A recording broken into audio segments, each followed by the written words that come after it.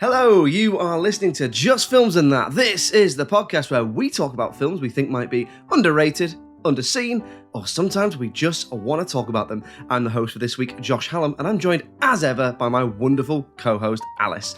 It was Alice's turn to pick this week, and she chose John Tucker Must Die from 2006. So, let's get stuck in.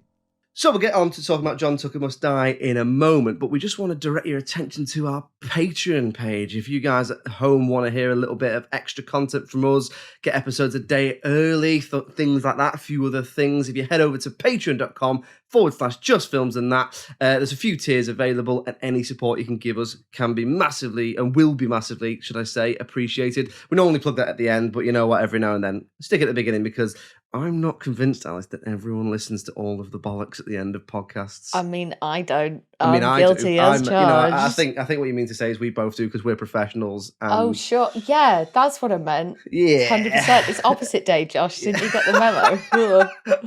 Anyway, John Tucker Must Die from 2006. So, spoiler warnings. If you don't want to know if John Tucker must or mustn't die, then you'll probably want to skip to this episode once you've seen the film John Tucker Must Die. Alice, you picked this one. So, interested to know with this one why you've picked it. So tell me and the guys at home a little bit, first of all, what it's about.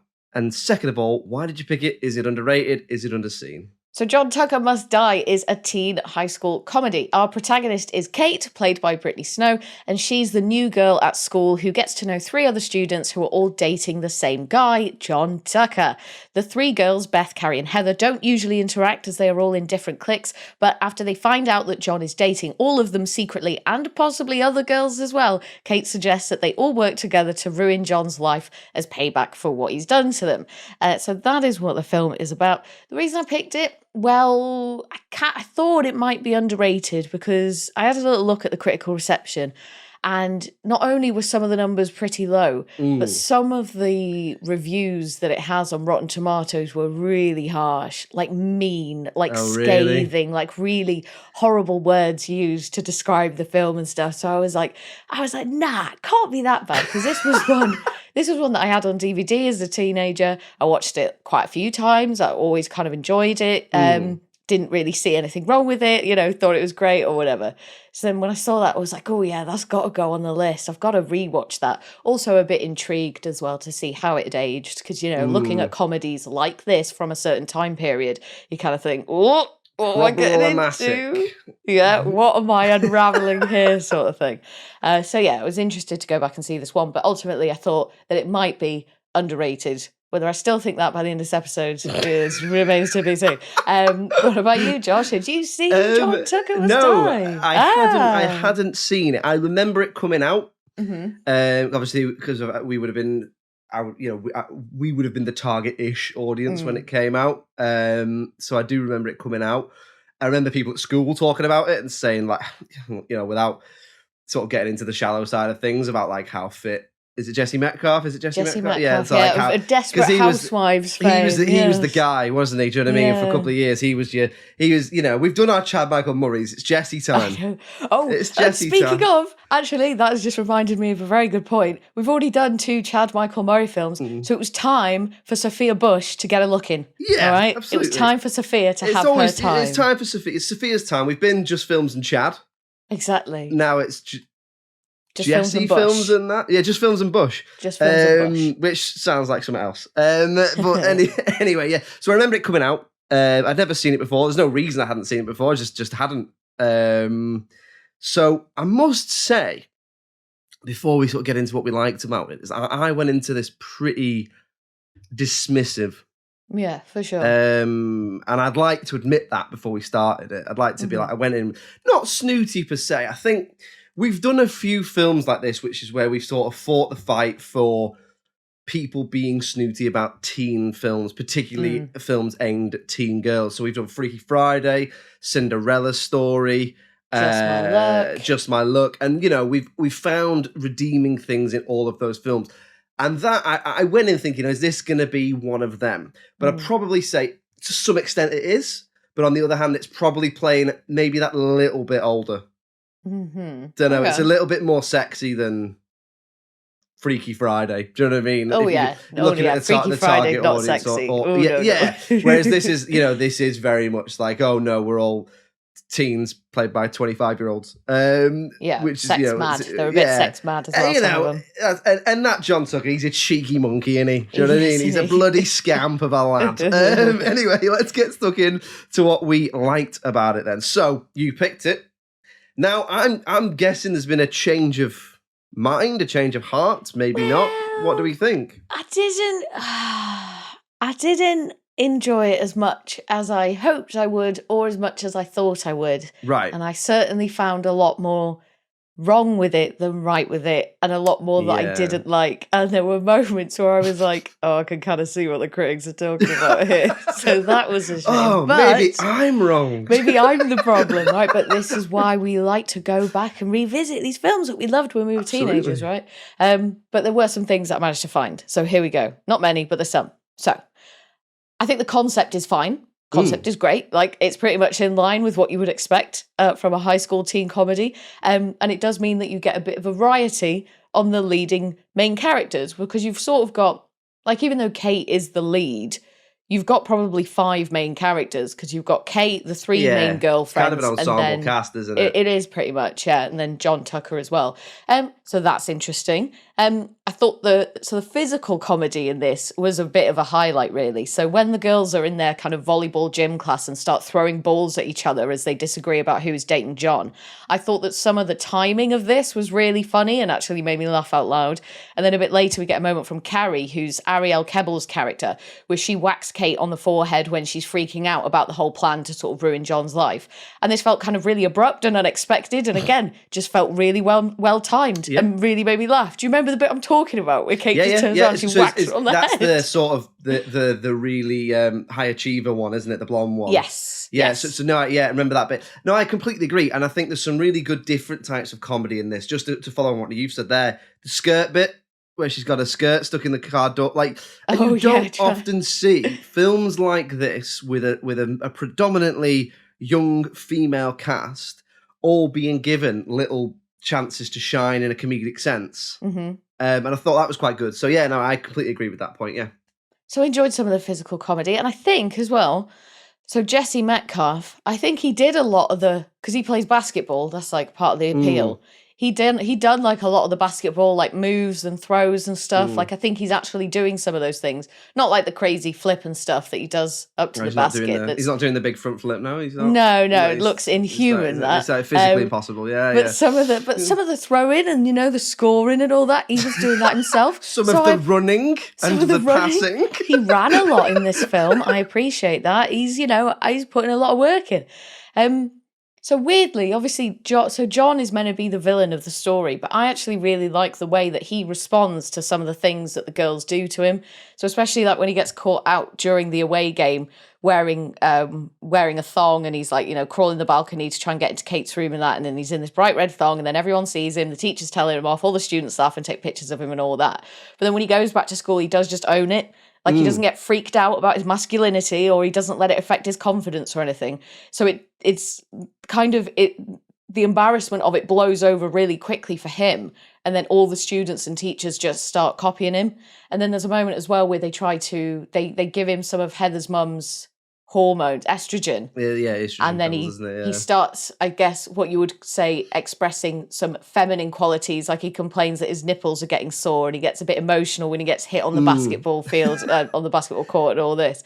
But then all the girls really like that, because they're like, oh, he's vulnerable. Sensitive. Yeah. How very sexy sort of thing. I was watching that bit, so just to follow on, I loved that as well, what you've just said there, the fact that they make him so bulletproof that every time he does something. So there's the bit with the thong, there's also the bit with the herpes, and he then puts on like so there's a thing saying he's got herpes, and then he puts it on like an event for people with herpes. So it's like whatever they do, it's just bouncing off him. Like, this guy's absolutely bulletproof. So I thought there was some really good comedy in those moments as well. But the Asian bit, I was watching it and I went a little bit too into it. I was a bit like, well, I'm not sure I agree with that. Like, that's it's a bit it's a bit outdated. It's a bit sort of, it's a bit cliched, all that sort of stuff. And then I was like, it's cartoony though, isn't it?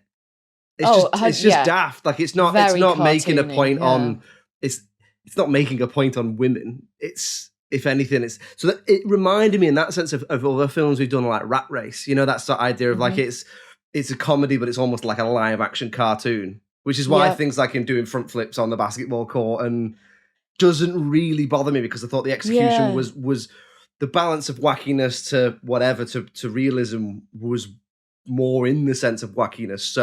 So I didn't mind that. At first, I got a bit like on my high horse about it. And then the more I watched the film, I was like, well, actually, it's just a lighthearted goof in it.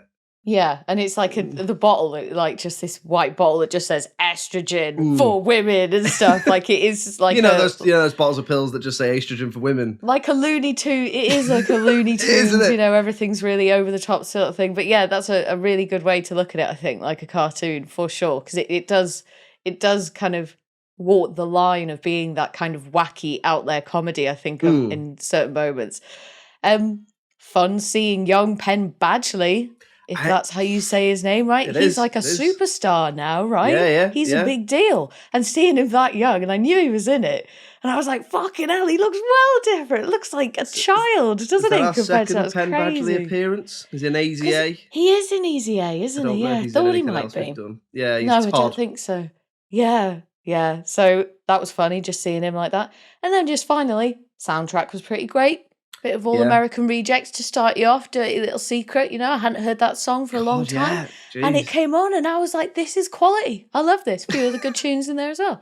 That is it, sadly. And we'll probably get into a few more of my thoughts about it in the second section of the podcast. But what about you, Josh? What were you able to find about this? So a few bits as well. Similar to you, I do have some dislikes as well. But so I thought there's some great performances, there's some good execution and world building. Nothing akin to the sort of the comparison we always make, don't we? And when we've talked about these sorts of films, is Easy A. Easy A and Mean Girls. And that idea of world building and suddenly being like, bam, you're in this world. This is the high school. These are the cliques. It's not as good as that, but it's all right. You know what's going on. It's perfectly comprehensive and stuff like that. So I thought that was quite good. Little shout out for Brittany Snow. I think she's really, really likable. She should be in more stuff. She's great in this. After the year after this, she made Hairspray, which is one of my favourite musicals, where she plays a really villainous part. So she's good in that. She's good in Pitch Perfect as well. She's very, very likable, but she seems to be able to do a bit of everything. She can be, she can be villainous and she can be goody two shoes. She can be sexy. She can be sweet. She can be funny. She can be endearing. All that sort of stuff. Does capture some awkward teen stuff, I thought, quite well. Like I've already said, it's funny in places. I like that there's some good thematic things in there. There's a lot of comparison in there between. So there's definitely a wider point to be made around female empowerment, which I guess we're probably going to come back to at a later time. But I do, there is an attempt in there to do a little bit of female empowerment, and there's also an attempt in there to sort of compare her mother's lifestyle with what's going on with John, right? Do you know what I mean? And there's that sort of comparison. The execution, we'll probably come back to that, won't we? But there's definitely an idea in there, and I quite like that sort of, they did that. And as I said, the different styles of comedy I liked as well. You got like slapstick stuff. Again, that idea that I've already touched on, which is, it's nice to see female characters, young, attractive, not just supposed to matter that they're attractive, but young female characters doing that. So I thought that was quite good. Again, I've got Penn Badgley is in this. just wrote that down. Just funny, wasn't it? So yeah. I mean, I'll touch on it. I'm not going to touch on this dislikes, but one of my bugbears of films like this is, don't tell me someone who's clearly attractive isn't. When they're like, oh, he's the shit Tucker brother. It's like, that's the other Penn Tucker. Badgley. You make it out like he's fucking Quasimodo. Cool. Yeah. It's like, oh, he's got longer hair and baggy jeans and he likes music. What a nerd. He's into music, lame. What a fucking loser. Yeah. But, there's some good stuff in there. Am I the target audience now? No. Would I have enjoyed it when I was the target audience more than I did this time? Yeah, probably. So I think there's something to be said for, there are things to like in it there. Okay, so we'll move on then to talking about things that we didn't like about John Tucker Must Die, or things we'd change, Alice, about John Tucker Must Die. Now, you got thoughts, haven't you?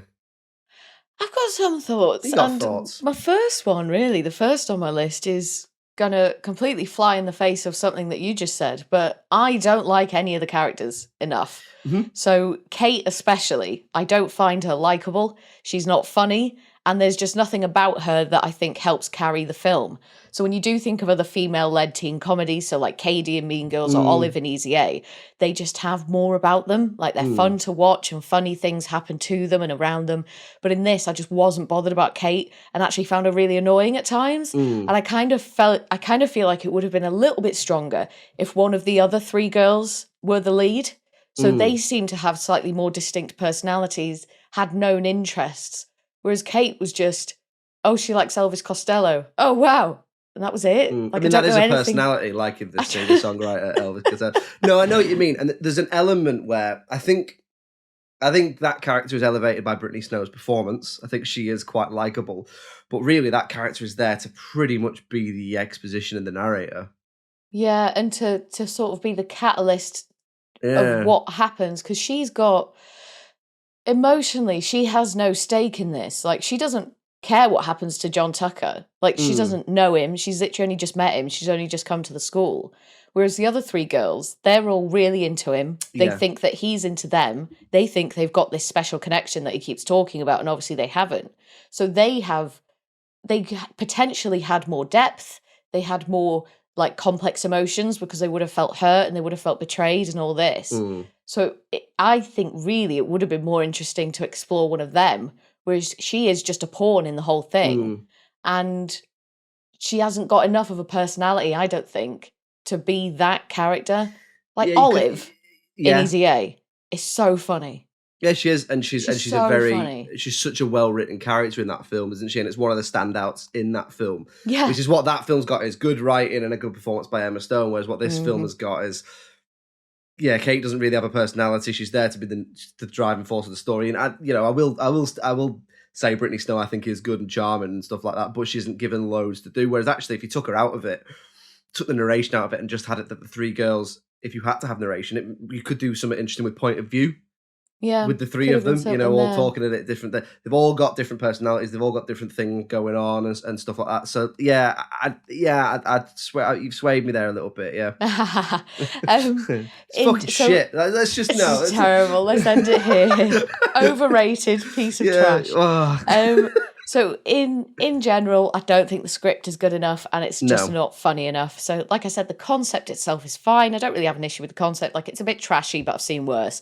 But the execution of the idea just isn't quite good enough, and it's missing some really strong writing as well as some really well-constructed jokes and scenarios, I think. And just finally...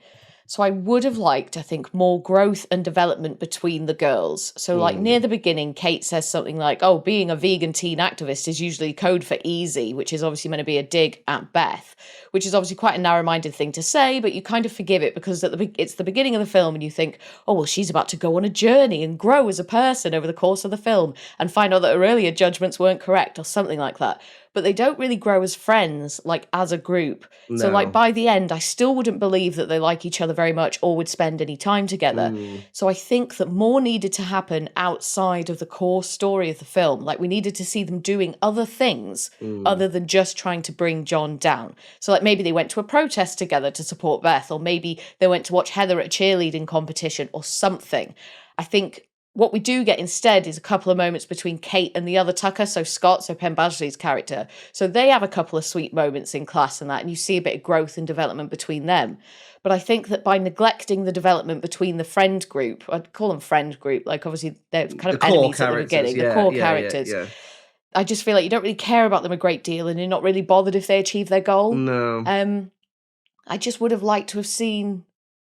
I would have liked to have seen it not all be about John Tucker, even though the film is called John Tucker Must Die, and then that's the whole thing. Yeah, I think that's what I touched on before, which is that there's I think there's a missed opportunity around female relationships, female friendship, female empowerment, that sort of thing, and it is still very male centric. It's also quite male gazy as well. For example, there's a completely unnecessary kiss scene.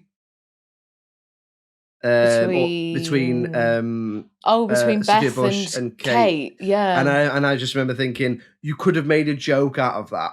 You could have made a joke that or whatever, and they don't. And it's a bit like you can almost hear a studio executive being like, "What we got to do here is just get two women to kiss." Yeah, Do you know what I mean? There is, like you say, there's a lack of development between their relationships. Even towards the end, they're still making jokes that are pretty shamey towards not Kate, Sophia Bush's character, Beth. Sorry, and you know, I know that's indicative of the time, but she's sort of made out to be something that she's not, just because she's essentially sexually active. Which but is then like, and Heather's character is also sexually active with John as well, which she says she doesn't get any of that. No. Like they don't give her any of the sort of hard time that Beth's character gets. And and I know, that is indicative of the time. It is, but it doesn't mean it's okay. It's, you know, that's what I mean by there's a lost opportunity for female empowerment there, and it's still so male gazy. It's still, you know, even things like, I like the slapstick with the skirt, but I feel like, did it have to be a skirt?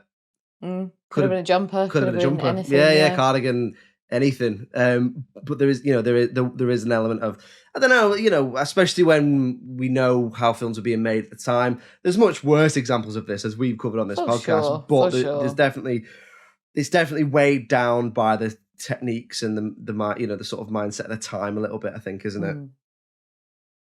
Anything else you really didn't like? Those were kind of the main things. Like, in terms of it as a film, like, it's fine. Like, technically it's fine. Editing, sound, performances are okay. Like, all that sort of stuff. I just think ultimately the story, not even that the story's not strong enough, the way that the story is being told isn't strong enough. And then if that's not there, then you've lost me, sort of thing. That was my sort of main takeaway as well, which is, it's a little bit, there's an idea there, and the execution leaves something to sort of be desired. The dialogue, there's some dialogue in this which is shocking. The realization scene where they all realize he's cheating on them, I remember thinking, I don't like to be too negative and go in on particular, really specific elements, but we're here to review it, so that's what we're doing. And I thought some of the dialogue was really poorly written. In that scene. It is formulaic and cliched, but as we touched on before, there's nothing wrong with a winning formula. So it left a little to be desired.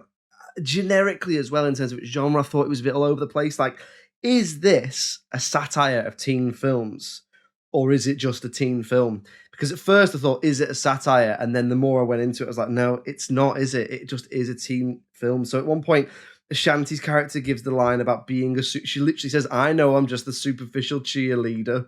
Right. Or something like that. And I was like, so is that like, is that like not another teen movie? Or no, you're actually just saying that. So so I thought the film's message was a little bit muddled. Like, you know, he is an absolute scumbag of a guy. He's a trash bloke, right? He's a garbage human. In the end, I'm not sure what you're supposed to think about him. Because he seems to be redeemed. And it's like, oh, it's okay. Then they all have a cake fight. Well, and it's all fine, and he'll be honest and going forward. And that's it. There's no comeuppance really for him, is there? Like, it's just because it ends with him just going, "Oh, here's my girlfriend. Oh, but here's my other girlfriend, and I hope that's okay with you both." So he hasn't changed. He's just being honest about two-timing people. You know, that's the liar of honesty. That's not being honest. That's being overly truthful. So I thought, another, you know, you're making this now, you could make it into something that is making more of a point. And I'm not talking about making some sort of allegory or really, really, hefty point or anything like that. I just think there could have been something lost in the execution. Also, just one other point from me. There's more fucking Diet Coke in this film than I've ever seen in my life. Yep, 100%. I think Ollie read something that there's a Diet Coke in nearly every single scene. I was like, is there no tap water in this school? Is it? No, Diet Coke only. Diet Coke everywhere. There's one moment where they've all got a can, and they're all just sat on the worktop, like facing the camera, like the logo perfectly right down the barrel of the camera. World. Yeah, oh my God. Diet Coke. But yeah, so too obvious, too much. OTT, calm it down. Okay then, so let's move on to talking about the critical reception then. Now, I haven't seen the critical reception. If I had to guess, I'd say it's going to be a clear case of the audience being kinder than the critics. And based on what you've said, I'm starting to think if Are the audience giving it your sort of your 5s and your 6s and your 7s? And are the critics, are we going like 3s and 4s? What would I give it? It's a solid middle of the road 5. Okay. I'm not in a massive rush to watch it again, but you know, Mm-hmm. it was alright. It wasn't harmless enough. But I think the critics are harsh, and I think it were bringing it out to a middling score. Let's hear it. Alrighty then. So at the time of recording, over on IMDb, it gets 5.7. Okay. And then over on Rotten Tomatoes, the audience give it 69%, which I thought was quite high. That's generous. I thought that was quite generous. But then the critics, they're all reliables, they give it 27%. Oof. So it was when I saw that number that I was like, oh my God, this has to go on my list. There's no Yeah. way it's 27% bad. And it's probably not 27% bad because it's not a badly made film. No. But I think even that IMDb of 5.7 is a bit high for me. Yeah, I mean, that's so if you add those, you average those out to about a 5 out of 10, right? Or 50, 51, I think it is 51%. So, I mean, that's about what I'd give it. Yeah, it's probably appropriate, isn't it? Is it appropriate, or are we going to sway and say the critics mean it's underrated? It's not 27% bad. No, I don't think it is that bad, but I think I was surprised at actually how bad it was. Right. And okay. I just wasn't expecting it. So in that case then, as you picked it, I'm happy to give you the casting vote as to is it underrated because of the critics or is it appropriately rated because of the average? I think I'm gonna have to say it's appropriately rated because I can just, especially because I went in thinking, nah, man, the critics are wrong, they're idiots, they're just being mean again, yeah, sort of thing. And then I come out the other end of it and I was like, actually, now I can kind of see what they're talking about. So even though I don't necessarily agree with the number, I get it. Yeah. So I don't think I can say this is underrated. In good conscience, you cannot say it's underrated. Okay. Okay. Bollocks. Well, it's a shame when that happens. Podcast. It's a shame when that happens, but you know what? It is. John Tucker Must Die is appropriately rated. Well, there we go. Slightly disappointing. John Tucker Must Die is appropriately rated, but I do think that's fair. Be fair, you're happy with that. You're not happy with that, but you're happy with that. I wish I'd liked it more than I did, and I was even trying to, and I couldn't. So that says something, doesn't it? Anyway, hopefully I have better luck with the format next week, because it's Josh's turn to pick. Maybe he'll actually pick something that's underrated or underseen. So what is your film choice for next week, Josh? I'm excited. So next week, I want to pay tribute to an actor that we lost this year in Mr. Ray Stevenson. Okay. So we're going to be... There's actually more than one of his films on my list, but I wanted to pick one where he had the most prominent role.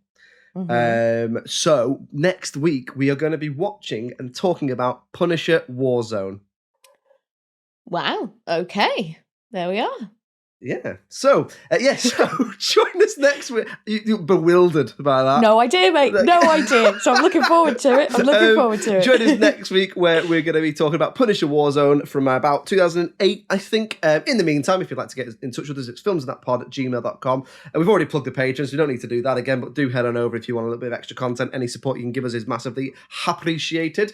We're all the social medias as well. If you look at Facebook, Twitter, TikTok, Instagram, we're always putting stuff out there. So yeah, please do engage with us, drop us an email if you would like to suggest a film, and we'll try and get to it where we can. We're also on the television, aren't we, Alice? We are indeed. So every Friday from 6 p.m, you can find us on the local TV network talking about all our favourite underrated and underseen films. So if you live in Birmingham, Bristol, Leeds, Liverpool, or the northeast of England, you can find us on Channel 7 on Freeview. Or if you live in North Wales or South Wales, you can find us on Channel 8 on Freeview. I'm also uploading all the videos to Daily Motion, so you can head on over there, type in just films and that, and you'll be able to see what we're up to. There you go, a bit of extra content for you there, a little raspberry for you. But that is every Friday from 6 p.m. Thank you.